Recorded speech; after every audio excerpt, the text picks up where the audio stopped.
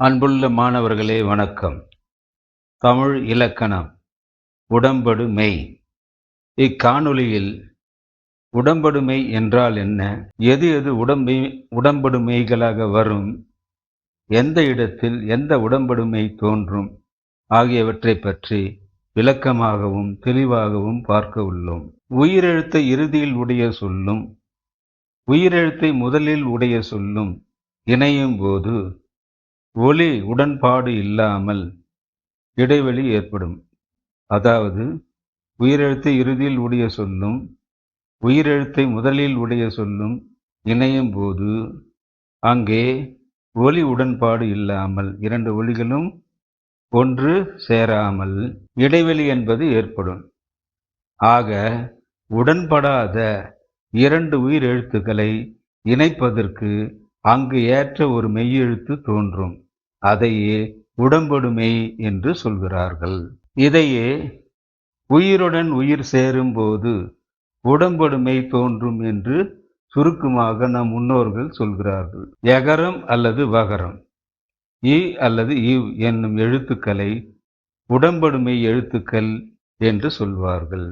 மேலும் உயிரீற்று சொற்கள் பற்றியும் உயிர் முதல் சொற்கள் பற்றியும் பார்ப்போம். உயிரீற்று சொற்கள் பலா. பலா என்னும் சொல்லின் இறுதி எழுத்து லா என்றாலும் அந்த லா என்பதை இல் கூட்டல் ஆ என்று பிரிக்கலாம். அப்படி பிரிக்கும்போது ஆ என்னும் ஆகாரம்தான் அதன் கடைசி எழுத்தாக வருவதை பார்க்கலாம். எனவே பலா என்பது ஆகாரத்தில் முடிகின்ற ஒரு சொல்லாகும்.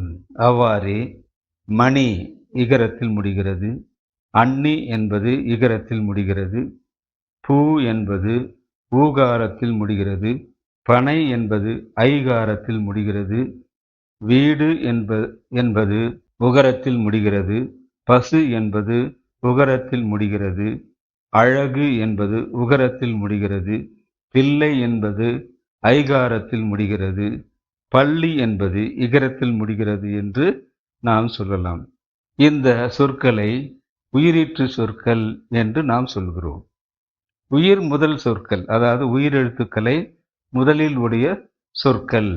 அணில் அகரம் வந்துள்ளது, ஏனி ஏகாரம் வந்துள்ளது, ஏற்றம் ஏகாரம் வந்துள்ளது, ஐவர் ஐகாரம் வந்துள்ளது, ஔகாரம் வந்துள்ளது, இரும்பு இகரம் வந்துள்ளது, ஈயம் ஈகாரம் வந்துள்ளது, உண்டு உகரம் வந்துள்ளது, உயிர் உகரம் வந்துள்ளது, ஊர்வலம் ஊகாரம் வந்திருப்பதை நாம் பார்க்கலாம்.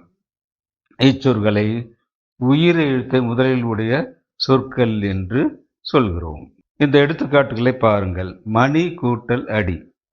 மணி என்னும் நிலைமொழி, அதனுடைய இறுதி எழுத்து ஈகரம். அடி என்பது வருமொழி, அதனுடைய முதல் எழுத்து அகரம்.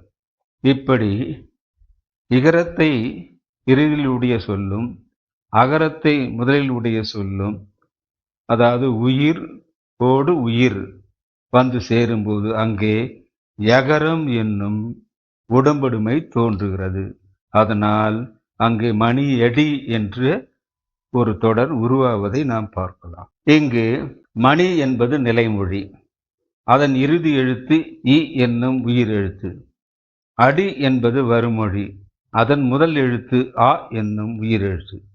இவ்விரண்டும் ஒன்றாக சேரும்போது ஈ கூட்டல் ஆ இடையில் யகரமெய் என்னும் மெய் எழுத்து தோன்றி மணி எடி என்னும் சொல் உருவாகிறது.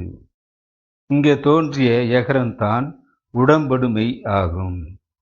மேலும் பூ கூட்டல் அழகு இரண்டு சொற்கள் இணையும் போது பூவழகு என்று அங்கு வருவதை பார்க்கலாம். இங்கு வகரம் இவ் என்னும் மெய்யெழுத்து தோன்றியிருப்பதை பார்க்கலாம். எனவே யகரம் அல்லது வகரம் தான் உடம்படு மெய்களாக வரும் என்பதை நாம் கவனிக்க வேண்டும்.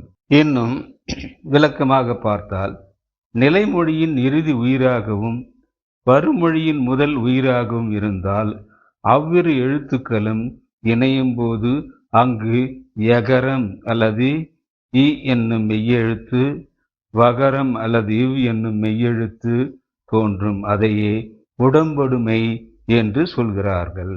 மேலும் எந்தெந்த இடத்தில் எகரம் தோன்றும், எந்தெந்த இடத்தில் வகரம் தோன்றும் என்பதை பற்றி பார்ப்போம்.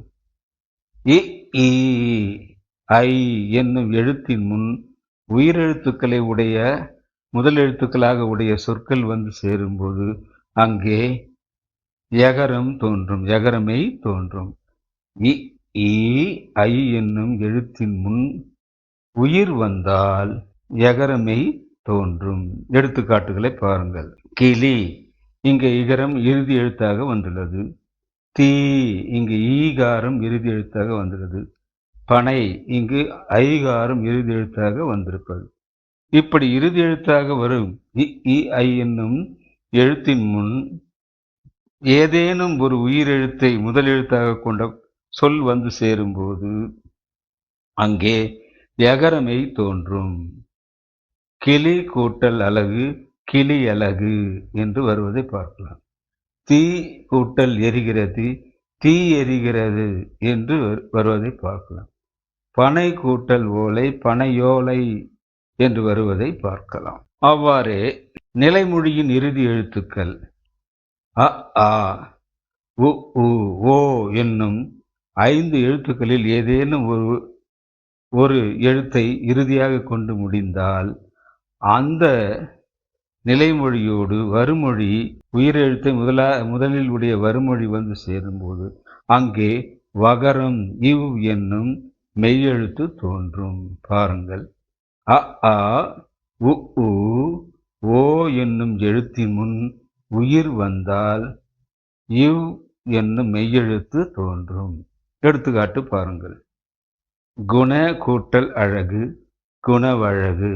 குண கூட்டல் அழகு. இங்கு குண என்பதில் நகரத்தில் ஆ இறுதி எழுத்தாக வந்திருப்பதை நாம் பார்க்கலாம். அவ்வாறே பலா கூட்டல் இலை பலாவிலை. இங்கு வகரம் வந்திருப்பதை பார்க்கலாம். திரு கூட்டல் ஆரூர் திருவாரூர்.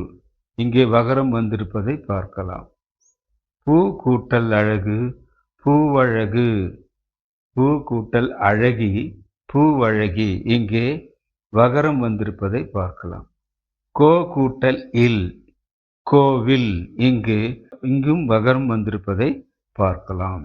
ஆக அ, ஆ, உ, உ, ஓ என்னும் எழுத்தின் முன் உயிரெழுத்து வந்தால் அங்கு வகரமை தோன்றும், வகர உடம்பொடுமை தோன்றும் என்பதை கவனிக்க வேண்டும். இறுதியாக ஏ என்னும் நெடிலெழுத்து முன் உயிர் வந்தால் எகரம் அல்லது வகரம் தோன்றும். ஏ என்னும் எழுத்து நிலைமொழியின் ஈற்றெழுத்தாக வந்தால் அதனுடன் உயிரெழுத்தை முதலில் உடைய ஏதேனும் ஒரு சொல் வந்து சேரும்போது அங்கு எகரமோ அல்லது வகரமோ உடம்படுமைகளாக தோன்றும். பாருங்கள். தே கூட்டல் ஆரம் தேவாரம். இங்கே வகரம் வந்திருப்பதை பார்க்கலாம். தே ஏ அங்கு இறுதி எழுத்தாக வந்திருப்பதை பார்க்கலாம். அதனால் அங்கே வகரமை தோன்றியிருப்பதை நாம் பார்க்கலாம்.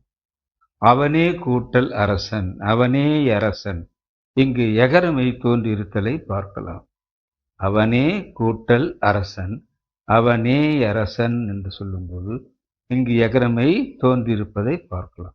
இவ்வாறாக எகரமையோ அல்லது வகரமையோ உடம்படு மெய்களாக தோன்றும். மேலும் உயிருடன் உயிர் சேரும்போது அங்கே இந்த உடம்படுமைகள் தோன்றும் என்பதை நாம் கவனத்தில் வைக்க வேண்டும். இதுவரை இக்காணொளியில் உடம்படுமை என்றால் என்ன, எது எது உடம்படுமைகளாக வரும், எந்த இடத்தில் எந்த உடம்படுமை தோன்றும் என்பதை பற்றி விளக்கமாகவும் தெளிவாகவும் பார்த்தோம். இத்துடன் இக்காணொளி நிறைவடைகிறது. மிக்க மகிழ்ச்சி மாணவர்களே.